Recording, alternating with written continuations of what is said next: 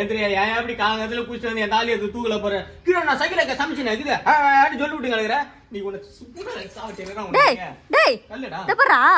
என்னடா அவர் கூட சண்டை காலைல இருந்து குடிச்சு ஒரே வாங்கி எடுத்து கிடக்குறாரு கம்பெனில இருந்து போன் அடிச்சு கிடக்குறாங்க செக்யூரிட்டி எங்கன்னு கேட்டா நீ ஒரு நாள் நீ போடா அப்படின்றாருமா டேய் அவனா குஷ்டு பத்துங்கறான்னு தெரியுது இல்ல ஒரு நாள் இனி போயிட்டு வா என்ன என்ன போ சொல்றா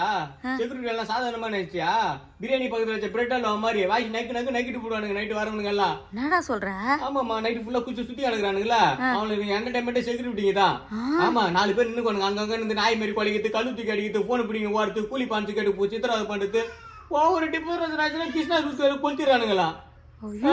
என்ன போய் மாட்டி சொல்றேன் அவரு டான்ஸ் ஆட வைக்கிறானுங்களா நைட்டு ஃபுல்லா பாட்டு போட்டு விட்டு அவனுக்கு போதிக்கு பிறகு ஊருக்கா நான் போய் நைட்டு மாட்டிக்கினா நான் நிலமா 20 வயசு நான் போக முடியுமா அவன்கிட்ட சின்ன பையா செக்யூரிட்டியால இவ்வளவு கஷ்டங்குதாடா இவரே தான் பொலிமை கிடையாது நைட்டு ஃபுல்லா சொல்லிக்கினேன்